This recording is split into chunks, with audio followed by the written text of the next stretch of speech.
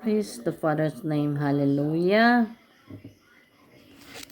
Is the the book ng ating pinakamamahal na pastor, Pastor Apollo Sikibuloy.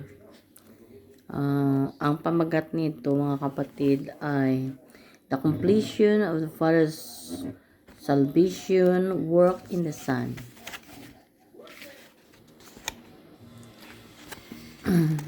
Sahin natin, mga kapatid. As Moses brought the people from Egypt to their Canaan, we have also been brought through 20 years of journey in the spiritual wilderness, from the Egypt of sin to the Canaan, where we can be free to worship Him. We thank the Holy Father because it took Him 20 years to complete His salvation works in us. Romans 9:24 30 tell us, even us whom He hath called not of the Jew only, but also of the Gentiles, as He hath said also in Osee, I will call them my people and her beloved, which was not beloved. And it shall come to pass that in a place where it was said unto them, Ye are not my people, there shall they be called the children of the living God. Isaiah also prayed concerning Israel, through the number of the children of Israel. Be as the sand of the sea, a remnant shall be saved, for they will finish the work and cut it short in righteousness. Because a short work will the Lord make upon the earth. And as Isaiah said before, except the Lord the Sabbath had let us a seed, we had been Sodoma, and been made like unto the Gomorrah. What shall we say then? The Gentiles, which is followed not after righteousness, have attained to righteousness, even the righteousness which is of faith.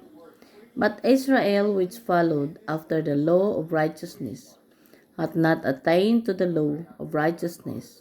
Wherefore, because they sought in not by faith, but as it there were by the works of the law. For they stay humbled at the stumbling stone. As it written, Behold, I laid in Zion stumbling, stone and rock of offense, and whosoever believeth on him shall not be ashamed. As the Father had promised in Romans 1:17, when he said that the righteousness of God is revealed from faith to faith.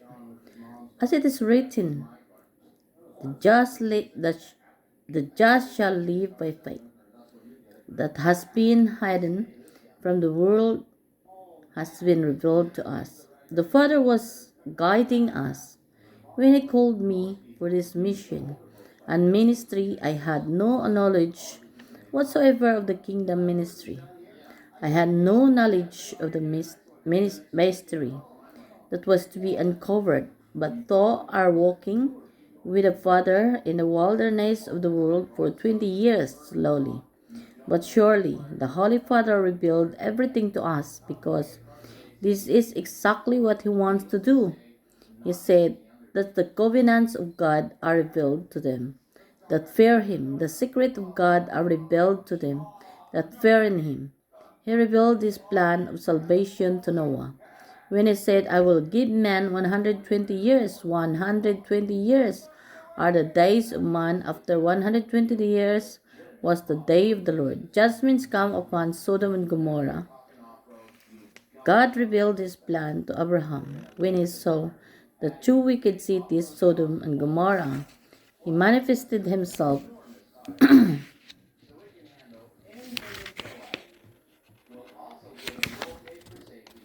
to Abraham as two angels. They visited Abraham, and He revealed His plan of destroying these two cities. He sent the two angels to verify if the unrighteousness and sin of those two cities were true. If so, the judgment will upon them. God made a way of escape of Abraham as He made a way of escape for Noah and his family and all the animals that were to be perceived when the judgment would come. The angels returned with a report that the two cities really deserved the further judgment. So Abraham bargained with God. He asked God if he would spare Sodom and Gomorrah if there were still 50 righteous people living in those cities. God said, "For the sake of the 50 righteous, I will not destroy those cities." But Abraham knew that there were no 50 righteous men. There, so he bargained again for 40. God said, "For the sake of the 40, I will not destroy those two cities." Abraham kept bargaining until he came to 10. "For the sake of the 10 righteous, I will not destroy those two cities," God said. But he knew there were no 10. For he said, "I will provide a way for those relatives of yours." He gave instruction to the angels to take them from those cities before dawn. They were pointed to physical place, Mount Zoar. "Do not delay and do not look back." That was the instruction. So the angels took them, and they proceeded to Mount Zoar. A nearby mountain, however, Mrs. Lot was tempted to look back, and she became a pillar of salt. She was destroyed, and you could hear the crackling sound of fire, brimstone pouring upon those two cities as they were destroyed in Genesis 19:24. Now they are buried under the Dead Sea. That was during the days when Sodom and Gomorrah did not know that they had one day left all the days before that. Where the days of man, the next day will be the Lord's day. Prelude to the day of the Lord on Ephraim 5. The Father told me, "This is the Lord's day." But before it came to that, he had to complete his salvation works. He called me from denomination and sent me to the one mountain in Malalag Kogon, South Cotabato in Mindanao, called Mount Kitbog. There he revealed himself to me for 1 year to convince me that he was the one calling me. Why did it take him 1 year? Because he had to erase the denominational mentality and the religious and a Christian mentality that was implanted and embedded in my mind. He chose me, put me in the one mountain, isolated me, and told me, "I am the one calling you."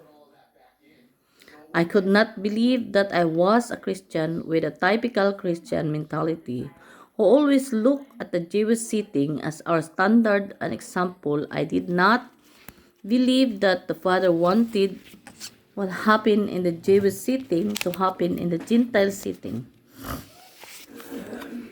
The Father had told me in an audible voice, "I will use you." "Why would you use me when you are already using me?" I asked.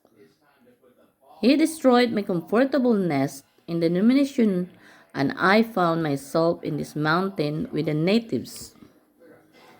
The Father took me, and I saw a miracle that I had not been before. One miracle would keep my attention for 2 days.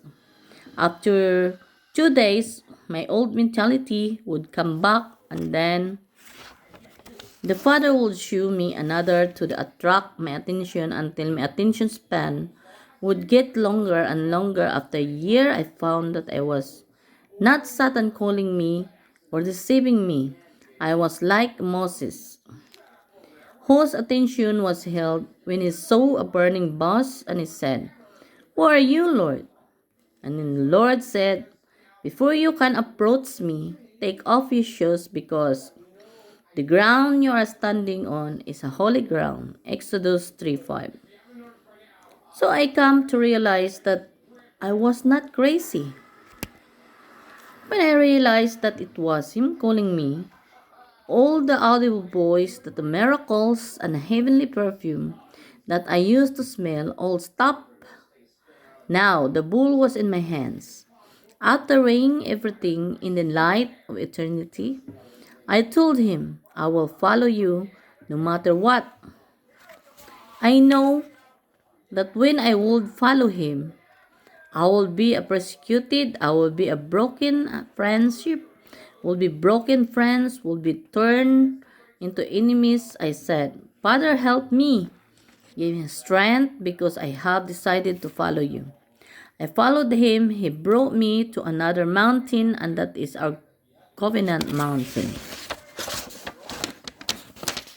And prayer center today, that was my tamayong.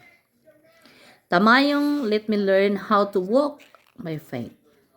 My son, to walk by faith. You don't have to understand everything. As long as you know, I am the one leading, I am the one guiding. Just follow everything. I do not be understood by the natural mind. They are not all designed to be understood by the natural mind because I will teach you, how to walk. When you don't understand, don't just believe. Everything vestige of my denominational and religious mentality was erased. This was what the Jewish people did not understand.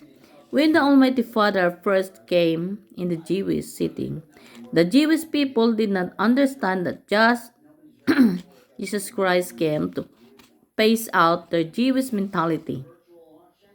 This was the Jewish system of worship where God will dwell. The tabernacle was divided into two, the holy of the holiest and the holy place. You can approach God in the holy place, but you cannot enter the holy of holiest because that is the dwelling place of God. Only the high priest can go there only here. There is no light there. There are no windows and no doors. But the holy of the holiest was lightened. That was God's Shekinah glory. That was where he dwelt. That was the Jewish heaven. The Jewish earth were the Jews themselves. During their journey in the wilderness, their worship was very revolutionary because they were given pillar of cloud, day and a pillar of fire, a night, to guide them. When they would stop in a certain place, all of the 3 million would stop and encamped there. Sometimes they stayed there for 3 years, and this guided would not move. But by the time this moved, they would have made friends, had a garden, and built beautiful house. But they had moved to move with those guides. Those were their guides in the wilderness. They reached Canaan, but God saw the hearts of the unbelieving. He said, You will not enter into my promised land. Only those who were 20 years and below were able to enter the promised land. Those above 20 years all died in the wilderness.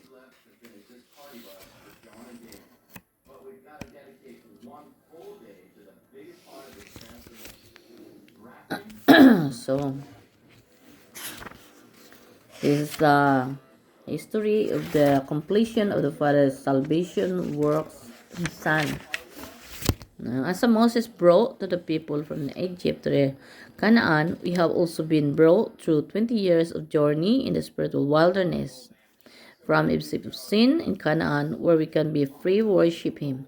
We thank the Holy Father because it took Him 20 years to complete His salvation works in us. Romans 9:24-33 tell us, even us who He had called not the Jews only but also the Gentiles, as He had said. Also I will call them my people and her beloved. It was not beloved, and it shall come pass, and that is in the places. Ginamit din ng Panginoon si Moses, mga kapatid, at ang kanya mga tao noon nung tinawag ng ating Panginoon si Moses. They brought the people from the Egypt to their Canaan. Now we have also been brought through 20 years of journey in the spiritual wilderness from Egypt of sin in Canaan. So, ang history, mga kapatid, since then, kay Moses, ginamit na ating Panginoon si Moses. Diba si Moses nung ipapatay na ni Pharaoh ang mga kabataan kasi natatakot si Moses na yung sinasabihan si Moses na mayroon talagang mas makapangyarihan pa sa kanya. Pero yung ginawa ni Moses, mga kapatid, anong baby pa lang si Moses, mga kapatid, ipinanganak, tapos ipinapapatay ni Pero yung mga kabataan noon kasi natatakot siya na mayroon pang more na powerful than him. Pero nung pinapapatay niya ang lahat ng mga kabataan, si Moses baby pa lang noon, so inilagay si Moses ng kanyang ina sa parang maliit na balsa at inilagay doon sa ipaano doon para mas safe ang kanyang anak. Pero nung pumunta doon, pero yung ina niya, mga kapatid, hindi lumayo sa kanya. Nag-guide ang kanyang ina sa kanya para papunta doon kung saan ang kanyang anak na mas safe, kasi pinapapatay na Pero ang lahat ng mga kabataan noon, mga kapatid. Kaya napunta doon sa habang naliligo ang anak ni Pero sa doon sa balon, mga kapatid, at saka yung meron siyang merong mga doon, mga alibay, yung ang anak ni Pero na prinsesa. Pumunta doon, mga kapatid, nakita ng mga niya, mga maids niya, ang balsa na maliit na parang ginawa na parang matabunan noon si Moses, na safe siya doon. Nung dinala doon sa merong baby, si Moses pala yun. Nung nakita ng prinsesa na anak ni Pero, si Moses sa loob, inadapt niya ito. Akala ng ina ni Moses, patay na yung anak niya na nakita ng anak ng papapatay sa mga babies. So, akala niya talaga yun na yun. Pero orchestration yun ng ating Panginoon, mga kapatid. Para makapunta doon si Moses na matupad yung mga prophecy na ang mission ni Moses, na ang mga tauhan niya na ma-save niya, kagaya din sa kay Noah. Nung tinawag si Noah, 'di ba? Gumawa ng arka. Ang Panginoon din yung gumamit sa kay Noah para mag-build ng arka. Yung kay Moses, rin yung mga kapatid, mga din yun, mission yun ni Moses na pinagawa sa kanya, pero hindi nag-disobey ang ginamit ng ating Panginoon. Hantod ngayon sa ating generation, ang ating pinakamamahal na pastor ay ang ginamit ng ating Panginoon. Pero for me, I think ang mission ng ating pinakamamahal na pastor, mga kapatid, ay kung isipin mo lang, kung walang faith ang ating pinakamamahal na pastor na bigger as a mustard, siguro kung walang big faith ang ating pinakamamahal na pastor, mga kapatid, hindi niya yun magawa. Kasi diba sabi ng Panginoon, faith cometh by hearing, and hearing by the words of God. Man is impossible, but not with God. All things are possible. At sinabi niya pa na kung meron ka pananampalataya na bigger as a mustard, you can move mountain. Yun, ang faith lahat mga kapatid, ang ginamit natin ng mga pastor na at the first place, nagawa niya ang mission niya. Kung i-read natin ang history ng ating pinakamamahal na pastor dito,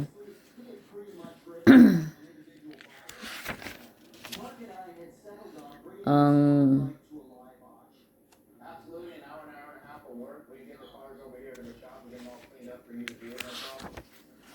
ang ano dito na ating pinakamahal na pastor, mga kapatid, na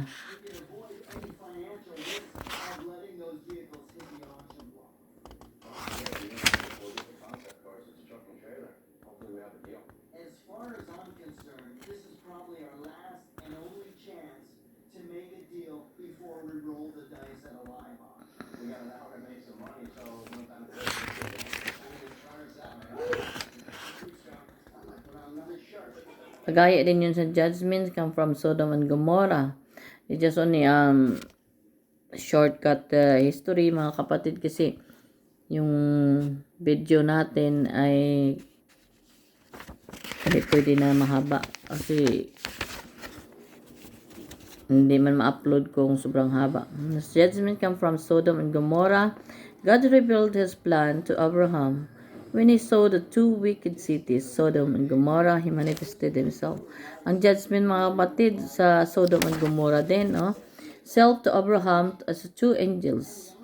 They visited Abraham and he revealed his plan of destroying these two cities. Yan ang sinabi mga kapatid nung history natin nung judgment sa Sodom and Gomorrah sa dalawang cities. So, ang Panginoon ay may plano kay Abraham. Nung nakita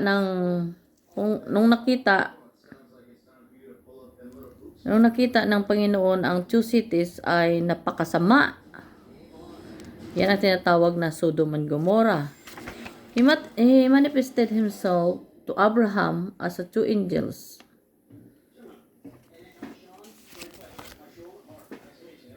Pumunta ang dalawang anghel, nagbisita doon kay Abraham, and revealed his plan of destroying these two cities.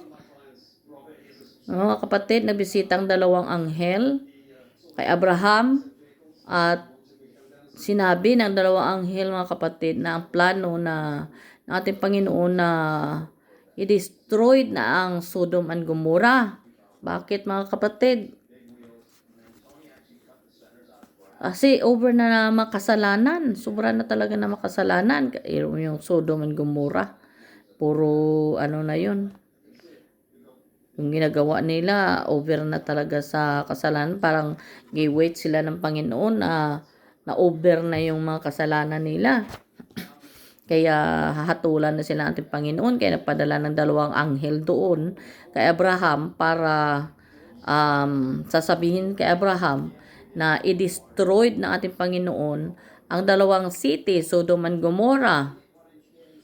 So, He sent the two angels to verify if the unrighteous and sin of those two cities were true. So, pinadalang dalawang anghel, tinitingnan kung talagang totoo na grabe talaga yung ang mga unrighteousness ng mga tao doon sa kanilang makasalanan. Dalawang city yun. Kung totoo ba o hindi, pinadalhan ng dalawang anghel. So if the judgment would fall upon them, God made a way to escape for Abraham as He made a way of escape of Noah and his family and all the animals that were to be preserved when the judgment would come. So, ang Panginoon na gumawa siya ng way na escape si Abraham at ang kanyang mga pamilya. As He made a way escape to Noah, pareho mga kay Noah. Nung gusto ng Panginoon gugunawin ang mundo, gumawa ang Panginoon natin mga kapatid ay makapangyarihan. He is created heaven and earth to, kung mga kapatid, kung ang isang city na over na sa kasalanan, pinapadalhan niya ng mga righteous people, titingnan kung over na unrighteous, padalhan nila yan ng Panginoon ng anghel kung totoo ba na ang mga cities na yan ay over na makasalanan. Kasi kung over na mga kapatid, God will destroy those cities. Kagaya din sa ating generation ngayon, di ba? May mga flooding, may mga volcano eruption sa iba't ibang cities, sa Tacloban na kita na ano natin noon na grabe talaga ang nangyayari sa Tacloban. Puro patay sa paligid. Yun ang mga Panginoon, mga judgment na yun ng Panginoon, mga kapatid. Na kailangan na talaga tayo ay bumalik sa Kanya. Kaya balik tayo doon dito sa God made a way to escape Abraham. Ang Panginoon ay gumawa ng way para iligtas si Abraham. As He made a way escape of Noah. Pareho din sa pag-escape niya kay Noah kasi mga righteous people yun. So, and his family and all the animals, pati ang animals, sinisave din ng ating Panginoon. That where the preserved the judgment would come. The angels returned with the report that two cities really deserved the Father judgment. So nagbalik ang dalawang anghel at sinabi sa ating Panginoon na i-deserve daw na wasakin ang dalawang city na Sodom at Gomorrah. Kasi mga unrighteous talaga at over the moon ang kanilang kasalanan. So Abraham bargained with God.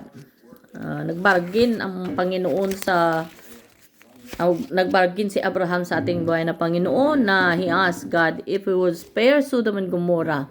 Gusto i-save ni Abraham ang Sodom and Gomorrah sa judgment ng ating Panginoon. So there were still 50 righteous people living in the city. God said, for the sake of the 50 righteous, I will not destroy those two cities. Ang sabi sa Panginoon na kung merong daw sa Sodom and Gomorrah ng 50 daw mga tao ng mga righteous, hindi daw nagbargain si Abraham sa ating Panginoon na kung merong daw 50 mga tao na mga righteous, dili daw wasakin ang lugar na Sodom and Gomorrah. Yun ang bargain ni Abraham sa ating Panginoon kasi ayaw din ni Abraham, mga kapatid, na mahatulan ang syudad na yun. Sobrang laki kasi Sodom and Gomorrah at naawa din si Abraham kahit mga sinners sila. Nagbabargain si Abraham sa Panginoon na kung maari wag i-judge ang lugar na yun kasi awa din siya kahit na 50 na lang daw na mga righteous people. Yung alam mo mga righteous people, mga kapatid, yung palaging nanalangin, palaging close sa Panginoon, gumagawa ng will ng ating Panginoon, nagbabasa ng Bible, nag-attend sa mga Bible study. Yun ang mga righteous people. Yung mga gumagawa lang sa will ng Panginoon, yung mga full-time miracle workers, yung ang ating pinakamahal na pastor, siya yung righteous na pinadala ng ating Panginoon. Kaya po salamat tayo sa ating pinakamahal na pastor na ang mission niya like Abraham, like Noah, like Moses, like sa iba't iba pang ginamit ng ating Panginoon ay natupad at ililigtas tayo sa mga kahatulan ng ating Panginoon, mga kapatid. So, dito, sinabi, I will not destroy those two cities. But Abraham knew that there were no 50 righteous men there. So he bargained again for 40. Bargain again si Abraham na kahit 40 lang daw. God said, for the sake of the 40, I will not destroy those two cities. Kung may 40 daw ka mga righteous na mga tao, yung mga righteous ba, yung nabaptize, yung mga righteous ba, yung magawa sa kalooban ng Ama, yun mga righteousness yan, mga tao na hindi nagkakasala, hindi mga makasalanan. Yung mga makasalanan, di ba, yung puro na lang chismis, puro na lang kalibugan, puro na lang pub, puro na lang inom, yan ang mga unrighteous.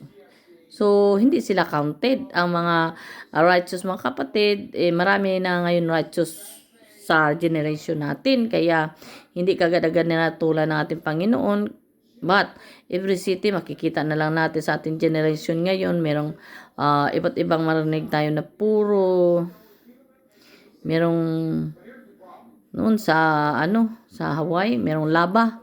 Tapos marinig natin may volcano eruption. Yun yung mga kung inang yung lugar, bawat cities sa ating generation, kung more ang unrighteous doon, sigurado mga kapatid, hatulan yun.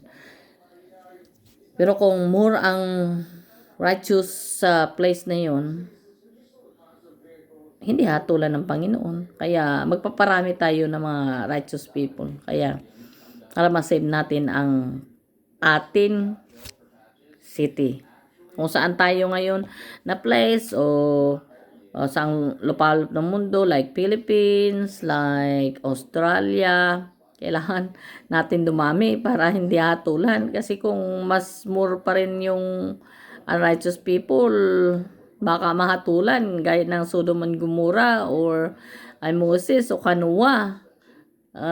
Kaya nga pinadala dito yung mga full-time miracle worker para i-save yung mga unrighteous para hindi hatulan.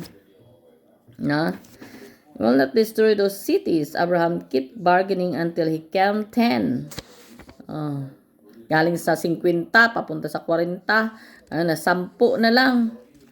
So for the sake of the 10 righteous, I will not destroy those 2 cities, sabi ng Panginoon. For the sake daw sa 10 na mga righteous, hindi na daw iwawasakin ang Sodom and Gomorrah. 10 mga kapatid, walang 10 mga righteousness ng mga tao. But you know, there were 10, walang 10 na mga righteous na mga tao. So, he said, I will provide a way for those relatives of yours. He gave instruction to the angels to take them from those 2 cities. Before dawn, they were pointed to a physical place, Mount Sowar. Do not delay and do not look back. That was the instruction. Sabi niya, Panginoon, I will provide a way for those relatives of yours. I-provide niya lahat ang mga relatives na Abraham na binigyan sila ng instruction ng anghel na i-separate sila sa those 2 cities. Papaalisin sila sa 2 cities na Sodom and Gomorrah kasi hatulan ang Sodom and Gomorrah kasi puro unrighteous. Nagbargain na nga 50, 40, tapos 10, wala din 10, so 5 na lang sila. So, pinaalis na lang sila sa isang cities yun para ma-save sila, mga kapatid. Before nga hatulan, they were pointed a physical place, Mount Zoar. Pointed ng Panginoon pointed ang physical place na Mount Zoar. Do not delay and do not look back. Doon sila pumunta sa Mount Zoar. Huwag daw mag-delay. Sabi ng Panginoon, huwag daw mag-delay at huwag daw mag-look back. Kasi para ma-save sila, dalian daw nila na pumunta sila doon sa Mount Zoar. Kasi kung yan ang ways ng Panginoon, padahalang angel para i-save. Noon ang mga history ng generation natin, mga kapatid, yung history noon, para i-base natin, babasahin natin mga history, mga kapatid. Itong mga history true talaga, mga kapatid, na ginamit talaga ng Panginoon. Sila Moses, sila Noah, sila Pastor Apollos Kibuloy sa ating generation ngayon. Yan ang pakinggan natin kasi yan talaga ang totoong ginamit ng ating Panginoon kasi nakarinig talaga sila na audible voice from God. Kasi kung pakinggan lang natin ang ibang mga ngaral dyan na hindi naman ginamit ng ating Panginoon at gagawa lang sila ng kanila-kanila, walang kaligtasan doon. So, dito tayo makinig, mga kapatid, sa totoong ginamit na ating Panginoon. So, the angels took them and they proceed to Mount Zoar. So gikuha sila ng angel at doon na sila sa Mount Zoar. Under the mountain, however, Mrs. Lot was tempted to look back. So, nung tumakbo na sila mga kapatid, si Mrs. Lot, kasi marami pa siyang mga kayamanan doon na naiwan. So, yung puso niya, doon na naiwan. So, nagbalikid siya talaga. Nung pagbalikid niya mga kapatid, and she became a pillar of salt. Ano nangyari sa kanya? Naging asin. She was destroyed and you could hear the crackling sound of fire. So, nawasak siya talaga kasi kapag may instruction ng Panginoon na pinadama ay anghel, yun talaga ang susundin mo. Huwag kang magbalik-balikid pa doon kung anong pa mga kayamanan doon kasi it's too dangerous na sinabi na magtakbo kasi paisip ang self kasi doon sa lugar na yun puro unrighteous, wasakin na talaga ng Panginoon eh. Kaya yung nangyari, she became a pillar of salt. She was destroyed and you could hear the crackling sound. Marinig mo talaga ang crackling sound na grabe talaga kapatid, ang brimstone pouring upon those two cities. Yung brimstone ba, yung mga ano ba, yung mga brimstone, yung mga malalaking fire na parang umuulan doon sa two cities, so doon Gomorrah. Wasak talaga mga kapatid. Gipuring doon ang galit ng Panginoon doon sa two cities kasi wala na lang righteous kaya 50, 40, 10 sa 10, wala. 5 na lang sila ni Abraham at saka pamilya niya. Si Mrs. Lot nagbalikid pa. So, naging asin. As a city, they were destroyed in Genesis 19 to 24. Now, they were buried under the Dead Sea. So, nalibing sila doon. Yung tawag doon sa under the Dead Sea. Ang tawag doon. Parang nangyari sa kanilang syudad. Parang yung tinatawag na Dead Sea. Wala nang kabuhay-buhay. Na kung titingnan mo, ano na lang yung parang wala na. Ano na sila. Naging abo na. Kaya puro na batok. So, that was during the days of man, Sodom and Gomorrah. Did not know that they had one day left. All the days before that were the days of man. The next day will be the Lord's day. Oh.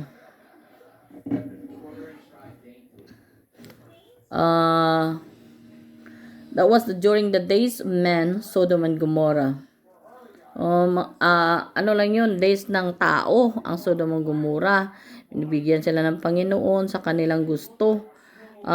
Did not know, hindi nila alam. That they have one day, sa isang araw, they left all the days before that. Were the days of man. Puro lang lahat na own will. Niyagan na sila ng Panginoon for so many years. At the next day would be the Lord's day.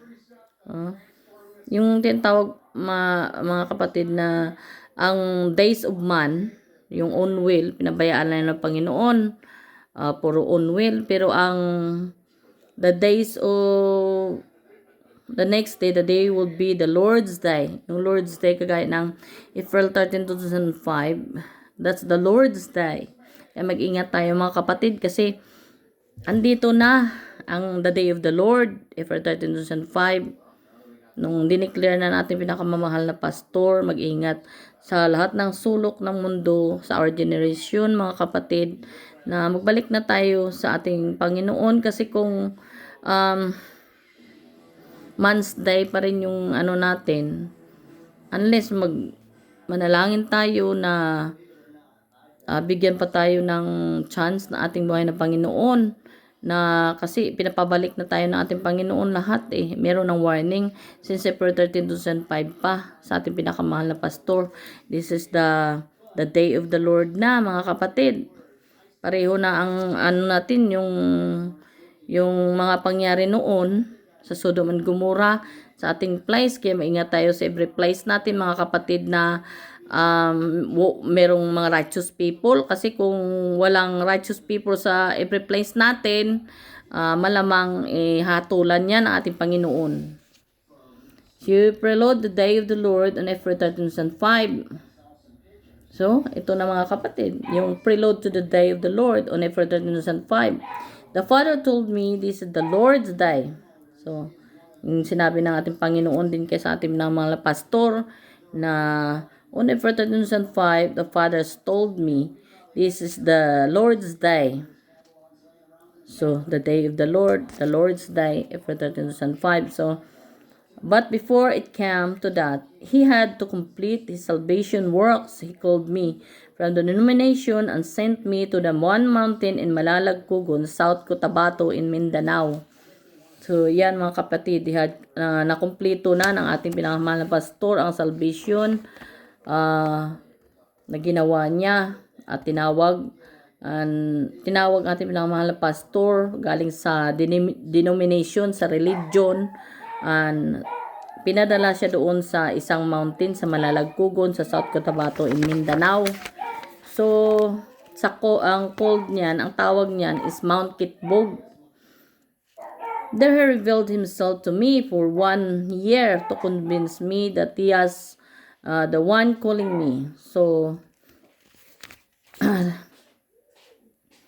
I called in Mount Kitbog. Yung tawag sa mountain na yun is Mount Kitbog. There he revealed himself. Revealed na ating Panginoon ang kanyang sarili doon sa Mount Kitbog. 1 year yon mga kapatid, na gi-convince ang ating pinakamahal na pastor na ang Panginoon talaga ang tumawag sa kanya. Why did it take him 1 year? Bakit daw umabot ng 1 taon? Because he had no erased denominational mentality. Sa 1 taon, hindi pa yun ma-erase ang denominational mentality natin ng mga pastor. Pero marami ang pinagdaanan natin pinakamahal na pastor, and indoctrinate siya talaga ng UPC. Yung lahat ng own interpretation ng denominational andyan talaga sa kanyang isip, na very high pinakamataas, parang prince ang tawag kay pastor, kasi very good preaching natin pinakamahal na pastor mga kapatid Kaya hindi makuha yung denominational mentality na ating pinakamahal na pastor, and religious and Christianity mentality that was implanted and embedded in my mind. Andyan lahat ng natutunan niya sa former denomination niyang UPC. Andyan lahat, kasi siya ang prince. Parang ayaw siya pakwala ng mga kapatid niya mga kapatid, kasi yung trato sa ating pinakamahal na pastor sa UPC, siya United Pentecostal Church, parang prinsipe siya doon. Bibigyan pa siya ng napakagandang girlfriend. So biro mo yan. At saka pinakagandang girlfriend, pero mag-asawa ka ng Amerikana na napakaganda, daling ka doon sa Amerika. Yun naman talaga ang in love naman si pastor doon sa girlfriend niya Sino ba naman ang ayaw na offer na yan? Parang how many $1 million kung sino kahit sino opera ka ng ganyan. Hindi ka talaga talikod, kasi alam mo naman na yung Pilipinas mahirap lang. So ang pinakamahal natin na pastor mga kapatid ang tumalikod sa kanyang offer. Kaya he is really a temple of God, at ginamit ng ating Panginoon talaga para iligtas tayo sa mga kapahamakan, sa mga judgment, katulad ng ating Panginoon mga kapatid, no?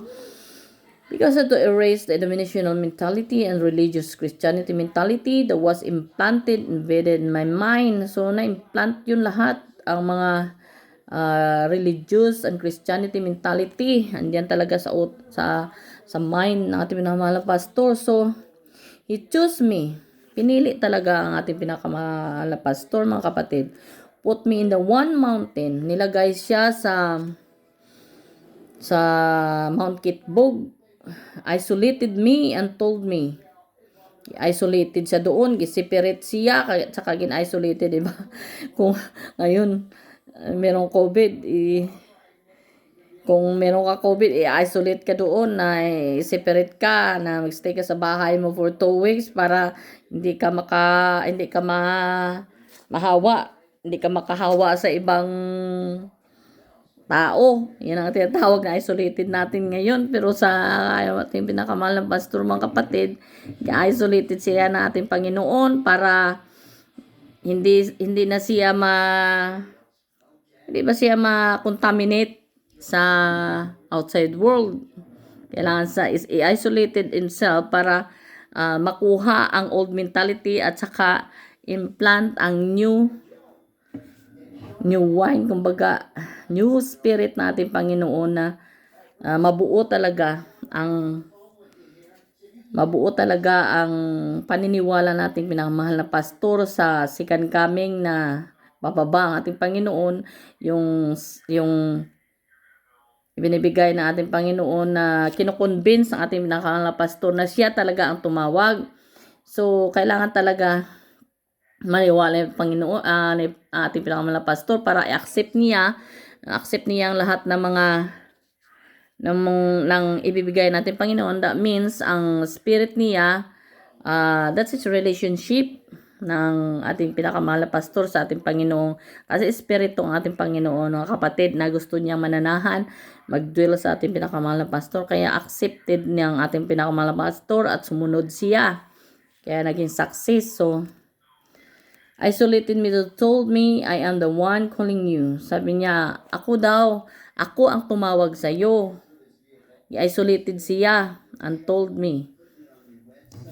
Ang Panginoon talaga ang tumawag sa kanya. So I could not believe that. I was Christian with typically Christian mentality who always look at the Jewish setting as our standard example. I did not believe that the Father wanted what happened in the Jewish setting to happen in the Gentile setting. Parang hindi makapaniwala ang ating pinakamahal na pastor na nangyari daw sa Jewish setting, mga history nila Noah, sila Moses, ang mga history sa Jewish setting ay nangyayari din sa Gentile setting. Ang ibig sabihin, ang Gentile setting tayo, ang example, nagawing example at mga model ang ating pinakamahal na pastor, na tinawag siya, na meron siyang big mission na gagawin.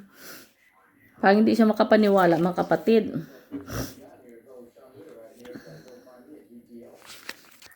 So, the Father had told me in an audible voice, I will use you. Sinabi niya, I will use you, sa audible voice ng ating Panginoon. Narinig na ating pinakamahal na pastor. So, why would you use me when you're already using me? Kaya nag-question nating pinakamahal na pastor, mga kapatid. Bakit daw i-use pa daw siya ng ating Panginoon, na akala niya andyan na siya sa kanyang religion, andyan na siya sa Panginoon. Bakit pa daw siya i-use? Yun ang question niya. And I asked, He destroyed my comfortableness. Ang Panginoon, gidestroy ang kanyang comfortableness. Meron siyang comfortableness sa kanyang former UPC denomination. And denomination and the denomination, and I found myself in this mountain with the natives. So, na ano na lang ni pastor, na nag-follow sa ating Panginoon, na kasama niya doon mga native sa bundok, na siya lang mag-isa doon, makain ng saging, kasama niya mga native na walang toothbrush, at saka puro kagubatan, wala ka namang comfortableness doon, kundi puro kagubatan, bundok, saging, native. So, ang marinig mo lang, audible voice from God na ibibigay sa kanya na kung anong gagawin. Gaya din ba sa kay Moses, kay Noah? Yun mga kapatid, nangyari na sa ating generation ngayon, sa Gentile. The Father told me, I saw the miracle that I had not seen before. Ano daw ang the Father talked to me that is so a miracle. Nakakita siya ng miracle and I had not seen before. Hindi niya daw nakita before ay mga miracle ba na pinapakita sa kanya natin Panginoon. One miracle would keep my attention for 2 days. Yung mga miracle na nakikita ng ating pinakamahal na pastor, mga kapatid, yung vision, it take 2 days daw sa kanyang mentality. So would come back, and then the father would show me another to attract my attention until my attention span would get longer. So ang Panginoon gina-attract ang kanyang atensyon sa mga miracle pinapakita sa kanya,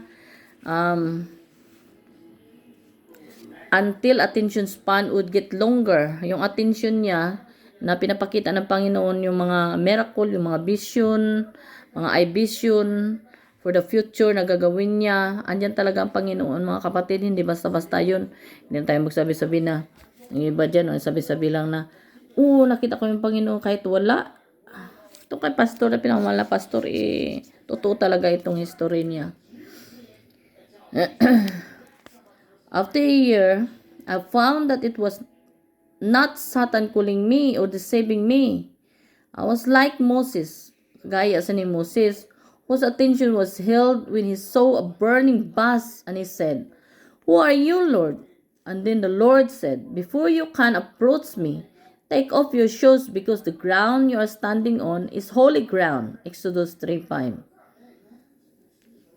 So I come to realize that I was not crazy. When I realized that it was him calling me, all the audible voice, the miracle, and the heavenly perfume that I used to smell all stopped. Mga kapatid, kagaya ang ating pinakamahal na pastor kay Moses then, whose attention was held when he saw the burning bush. Na ano niya, na ang atensyon niya doon na held sa nasusunog na bush. And he said, "Who are you, Lord?" Sinabi niya, "Sino ikaw, Panginoon?"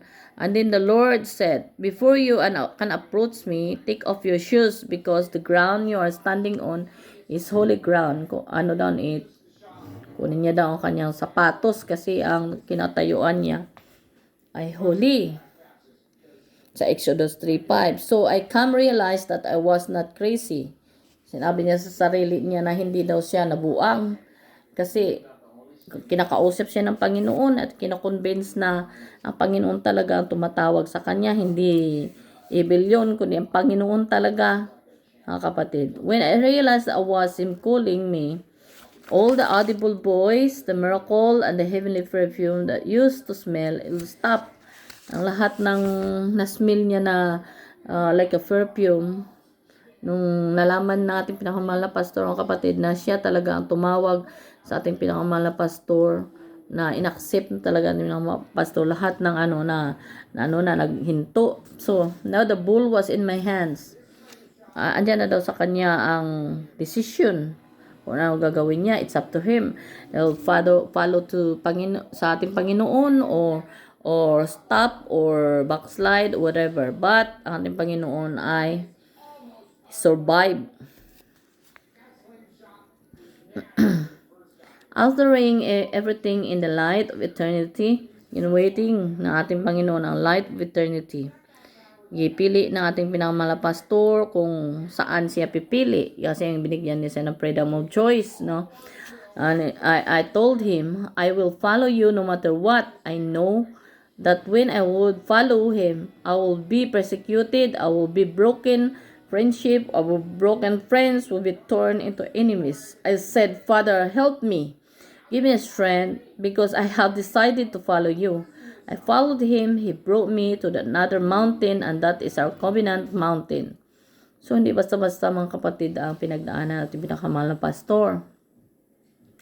So, ang mountain of decision, mga kapatid, ay nasa kamay na niya. After weighing down ang ating pinakamahal na pastor, gin-weighing niya, parang kilo, kumbaga, everything is in the light of eternity. Kung saan ang gusto niya pipiliin kasi ando na siya Dinala siya doon sa Mount Kitbuk, siya lang mag-isa, lahat ng pinakita sa kanya, vision, miracle, mga kapatid. Ano yun ating pinakamahal na pastor, kung saan ang kanyang susundin.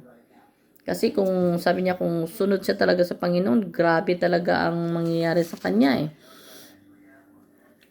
I would be persecuted, I will be broken. Persecuton daw siya, mawasak, would be broken. Pati pa, yun ang sabi niya, broken siya kasi ang mga friendship, diba, mga friendship kung naglilingkod tayo sa ating buhay na Panginoon, sometimes, pasalamat na lang tayo na meron tayong friends. Kasi ang outside world, hindi man kung alam nila na nasa Panginoon tayo, para ka nang meron kang COVID. Pero iba naman kung pareho kay spirit, ay nag-isa. Pero kung ang iba na outside world talaga na yung mind nila carnality, talaga mag-keep away sometimes. Yung iba madala mo naman. Praise the Father. May madala tayo na hindi hatulan ang mundo. So, kung saan tayo, praise the Father. So, merong mga broken friendship daw na mangyayari. Meron kang close friend tapos mawawala kasi alam na nila na sumusunod ka, iba na yung ways mo. So, I said, the Father, help me. Hingi siya ng tulong sa ating Panginoon na tutulungan siya. Kasi nag-decide na ating pinakamahalang pastor na sumunod talaga. I followed him to brought me another mountain. Sumunod talaga ang ating pinakamahalang pastor at dinala siya doon sa Covenant Mountain. The prayer center today, that was my tamayong. Tamayong, he let me learn how to walk by faith.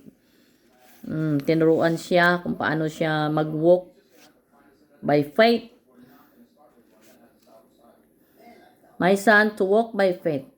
You don't have to understand. Hindi na daw kailangan intindihin, basta lumakad lang sa pananampalataya, yun ang importante. Kasi kung alam mo na ang gagawin mo, hindi 'di ba, yung mga tao ngayon, ang mga tao sa mentality ng tao, kailangan sure talaga kung ano yung for the future, kasi kagaya kung hindi mo alam doon, yung tao mag-step back pero ang Panginoon iba. So ng Panginoon na meron tayong pananampalataya sa Kanya, yung paniniwala ba? Hindi na daw kailangan iintindihin ni pastor, pero sumunod na lang at mananampalataya. Yun ang ibig sabihin. As long you know I'm the one leading, I am the one guiding, just follow everything. I do not be understood by the natural mind. They are not all designed to be understood by the definite natural mind, because I will teach you how to walk. When you don't understand, don't just believe. Kung hindi niya daw naintindihan, wag na lang intindihin. Paniwalaan na lang. Yan ang tinatawag na faith. Every vestige of my denominational and religious mentality was erased. So, na-erase na yun yung mga old denominational ng ating pinakamahal na pastor, yung how many years na inimplant ng denominational sa kanyang isip, nawala yun lahat. At mga religious mentality niya, nawala. So this was what the Jewish people did not understand when the Almighty Father first came in the Jewish setting. The Jewish people did not understand that Jesus Christ came to phase out their Jewish mentality, which was the Jewish system of the worship where God will dwell. The tabernacle was divided into two, the Holy of the Holiest and the Holy Place. You can approach to God in a holy place, but you cannot enter the Holy of the Holiest, because that is the dwelling place of God. Only high priest can go there a year. There is no light there. There are no windows and no doors. But the Holy of the Holiest was lighted. It was God's Shekinah glory. That was where the dwell. That was the Jewish heaven, the Jewish earth, the Jews themselves. During their journey in the wilderness, their worship was very revolutionary, because They were given a pillar of cloud, the day pillar of fire, and I guide them. When this would stop certain place, all the 3 millions would stop. So the tabernacle was divided into two. The holy and holiest of the holy place. You can approach the God in the holy place, but you cannot enter the holy of the holiest because that is the dwelling place of God. Oh. Okay, parang nalubat na tayo mga kapatid. I-continue na lang natin soon kasi na malulubat na ako. Praise the Father mga kapatid. Sana maintindihin natin ang pinagdaanan natin bilang kamal ng pastor at sumunod. Kasi this is the day of the Lord na mga kapatid. Hindi na the days of man. Praise the Father, Amahan. Salamat sa pag-open mo sa aking mind, sa pagpaliwanag sa mga kaanakan mo, Amahan. Salamat. Gabayan mo kami sa ang dako kami, Amahan. Protection, gabay, guidance mo, Amahan, sa mo pag-isip mo gahom. In Jesus' name, through appointed Son of God. Amen. In Jesus' name, through appointed Son of God, Pastor Skibuloy, salamat, Amahan. Amen and amen.